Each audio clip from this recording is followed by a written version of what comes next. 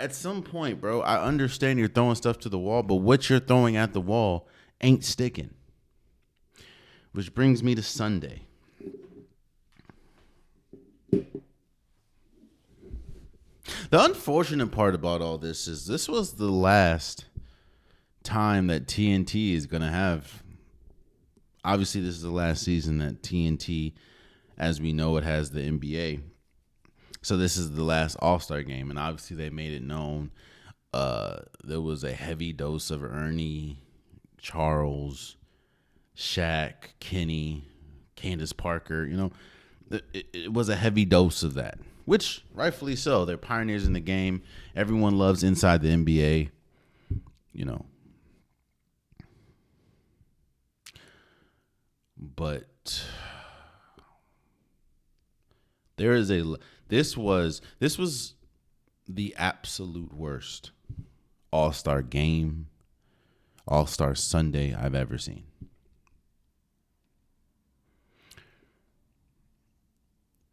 Let's talk about some of the reasons why. Let me first actually talk about how we got here, because I've talked about this before. Right now, you have a war going on with media personality, with the NBA and its players when we talk about how we got here. That also shows that the media personalities, the NBA, and the players know that the product that they're putting on is well below standard. But you have the NBA and media saying, no, this is strictly on the players. The players is why the All-Star game continues to fail year after year after year, and why that we, in my opinion, saw the worst All-Star game we've ever seen this year. And that's beating out last year that we saw a team have 200 points. But then you have the players saying, yeah, well, why do you keep changing the format? Or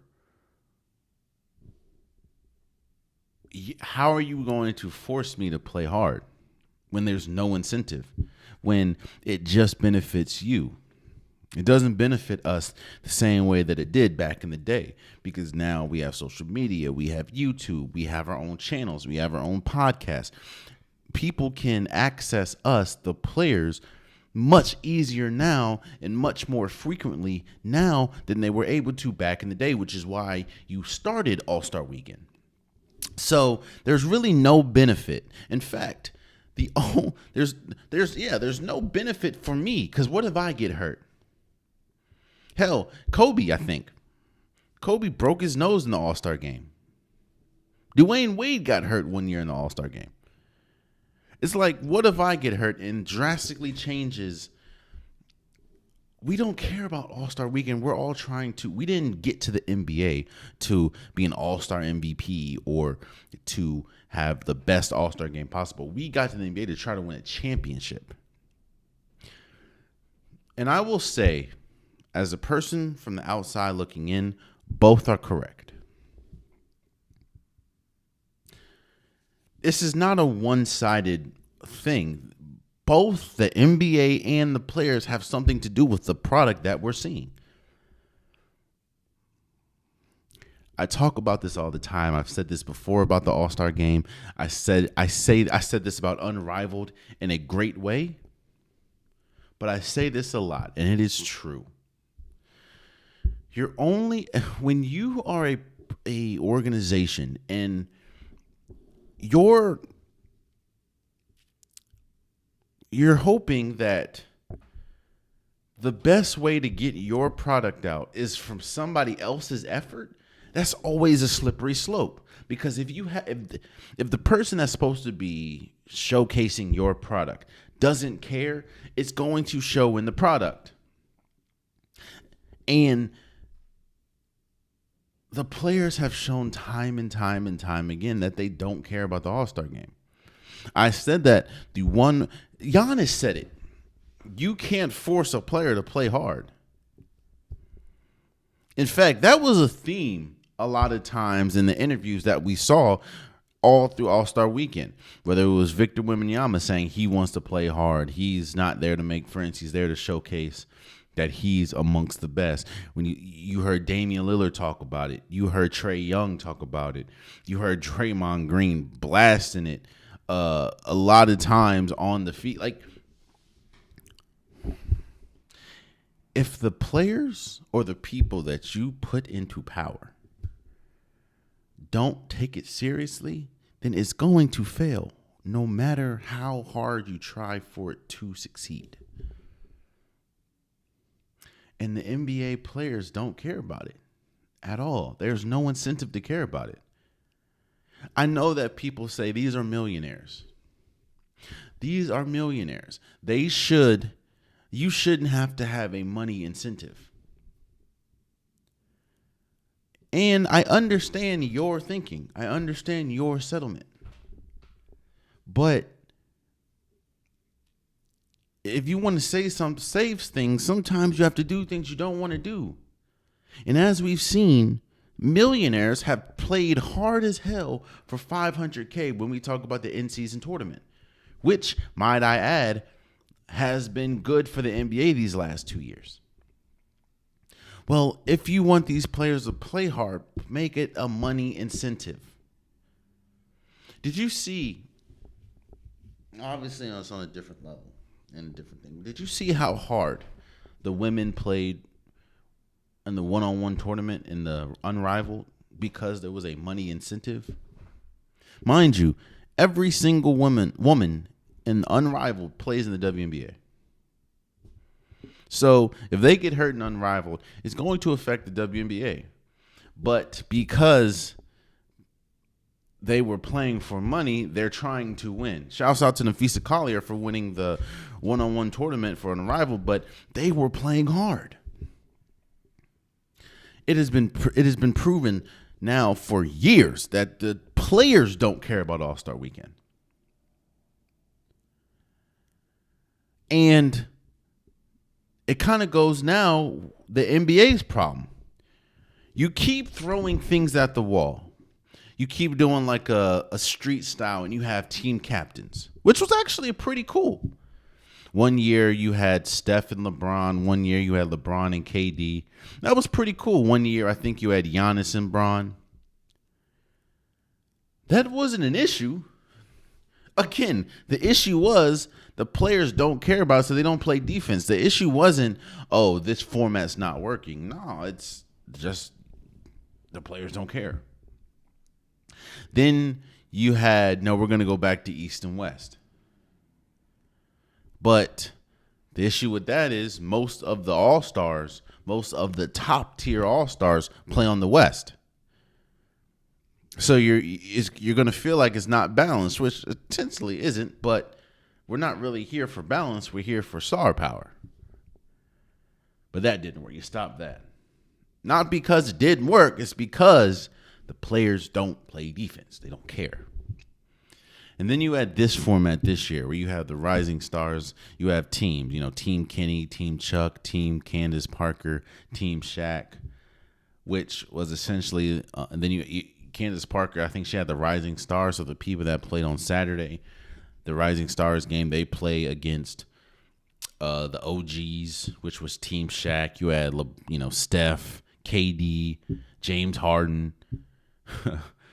And then you Team Kenny was, I believe, the Young Stars. Like you had, who was on Kenny's team? Even though he's not young, you had Jalen Brunson, Karl Anthony Towns, And I think Team Chuck was the foreign team, overseas team, global team. So you had Victor Wembanyama, you had Shea, you had what's his name? Jokic. Giannis was on that team, I think, even though he didn't play because he was hurt. We're going to talk about that in a second.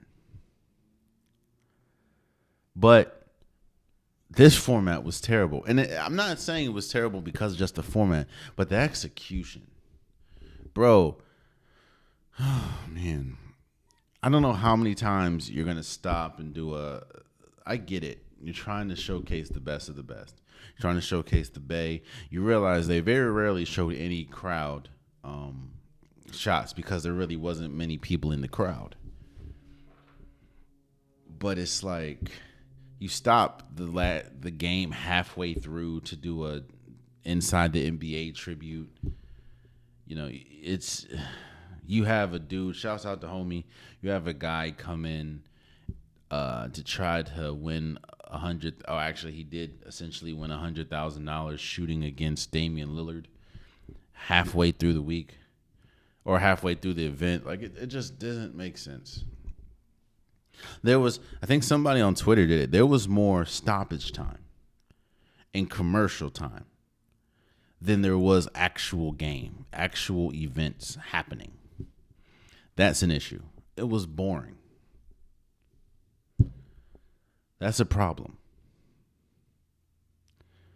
And this the the biggest thing and the most unfortunate thing about this is this was the last time TNT will be doing the All-Star game, and they went out like this.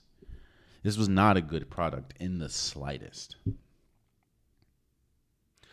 And this is yet another year. Shouts out to Team OGs. Steph won All-Star Game MVP. That was his second one.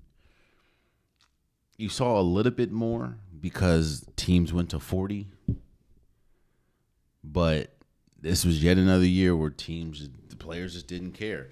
And there was not a better example than players not caring than what we saw from Anthony Edwards and LeBron James. More specifically, LeBron James. Anthony Edwards was on the Young Stars team, the Jalen Brunson, Karl Anthony Towns team. And it was weird because he didn't like. We saw him doing the interviews. You saw him during the All-Star game practice that they have on Saturday. But he didn't play in the game. So we're like, yo, what's going on? This is the Stars. Your best player was Anthony Edwards. And then it turns out he had a groin injury. Oh, no, he had some type of injury and didn't play. I was like, what? Oh, okay. Why not disclose that instead of just not playing him? And we didn't find out until after the game. That was a little weird. But LeBron James was the worst. LeBron James was by far the worst. LeBron James came out, I believe, on Saturday.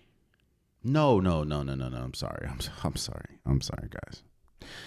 LeBron came out, I think, 30 minutes before the whole Sunday festivities started. You know, where the players are taking the pictures in their jerseys of the team. LeBron James came out and said, you guys aren't going to see me play because I've had a lingering, I think, ankle and leg injury. I think the key word in that whole thing is lingering, meaning it's been there for a minute. So for the life of me, I can't understand why, if you're LeBron James, you're still going to be pronounced an all-star. Even if you don't participate, your all-star campaign is still a thing because you were an all-star. You just could not participate due to injury. Why would you not tell them, yo, I can't do this? Why would you not back out and allow someone like Norman Powell, allow someone like Domantas Sabonis, allow them to be all-stars? It just didn't make, it was the biggest slap in the face, not only to the NBA, but to the whole all-star in general, because the face of the league, arguably the best player ever, didn't even care enough to let you know ahead of time that he was injured. On top of that, you see Giannis was injured too. Giannis came, it was like 2 or 3 weeks ago that Giannis came out and said, or it came out that he wasn't going to be able to participate because he's injured, which is why Trae Young was his replacement. But you still saw Giannis participating. And what I mean participating, he still showed up. He still put the jersey on. He still took the pictures. He still did the interviews. He still was all over All-Star Weekend. LeBron was there. LeBron didn't take the picture with the jersey. He didn't take off. He didn't take off his street clothes at all. Even to take the team picture, and then he told him like 30 minutes before, yeah, I'm not going to play. If that isn't the biggest indictment on All-Star Weekend, I don't know what is. That is your best, the face of your league, arguably the greatest player of all time, saying, I don't care enough about this to even let y'all know, to even bring a replacement. Norman Powell, that would have been his first All-Star game. And he had an All-Star-like season. Jalen Green. Like, you didn't care enough to say, y'all gonna figure it out. That's crazy.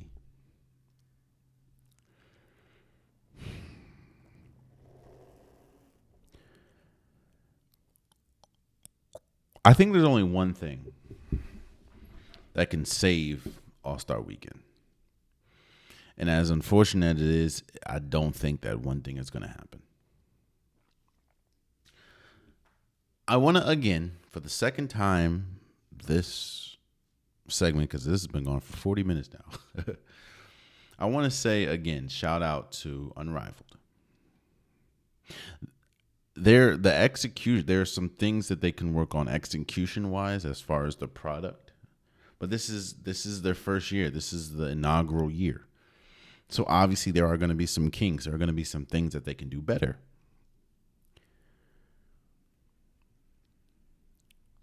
They did a one-on-one tournament. And while again, I think the execution in between the games could have been better. The games were the one-on-one games were exciting. Everyone loves a one-on-one. And you heard the women talk about it. You have to put your pride aside. You have to put your ego aside. Or I'll say this, your pride's on the line, your ego's on the line. You better play hard or you're going to get exposed. I think the only thing that's going to save All-Star Weekend is something brand new that people want to see. They don't want to see you bouncing a ball into a net and trying to shoot a three when there's a wind chime in front of your face. They want to see the best players play you know what it is? They want to see the best players act like they care about something. And I promise you, the best players are not going to care about the All-Star game more. Even if you have a money incentive, they're not going to care about the All-Star game more than they're going to care about their pride and their ego. And what's the best way to challenge both? One-on-one tournament. Get Anthony Edwards in there. Get Kevin Durant. Get Shai Gilgeous-Alexander. Get Steph Curry. Get Kyrie Irving. Get the NBA's best players into a one-on-one tournament. Have $1 million prize at the end. I guarantee you will not have to worry about wondering if they care or not. Look at the women. Jackie Young, who was injured, went out there and played. The last two was Aaliyah Edwards and Nafisa Collier, and obviously Nafisa Collier won. But you had Jewel Lloyd playing. You had Enrique Agunawale play. They had Breonna Stewart play. Breonna Stewart is widely considered one of the best, if not the best player, one of the best players in the WNBA. She lost her first game. So what I'm saying is, get some of the best. You want to throw Cade Cunningham in there? Get Cade Cunningham. You are going to see competition at a level not even, and I promise you, the thing is, You think you're going to see competition because of money. No, you're going to see competition because nobody wants to get embarrassed out here. And that could happen if you lose 11-0. That could happen if you lose 11-2. And it's still All-Star, so you still make it a thing. It's still fun and games. But, boy, I think you have to bring in, either you bring in something new that people are asking for, or you keep doing what you're doing. And obviously what you're doing, I'm not the only, this is me talking, obviously. But I am voicing my concerns, but these aren't just my concerns. But again, shouts out to the NBA for All-Star Weekend. Oh man, you stayed to the end of the video. I appreciate you. If you like what you saw, be sure to hit that subscribe button so you'll never miss any content from your boy. You can also go back and watch past episodes, past clips, and don't forget that the Unpopular Podcast, new episodes drop every Wednesday and Saturday. Appreciate you.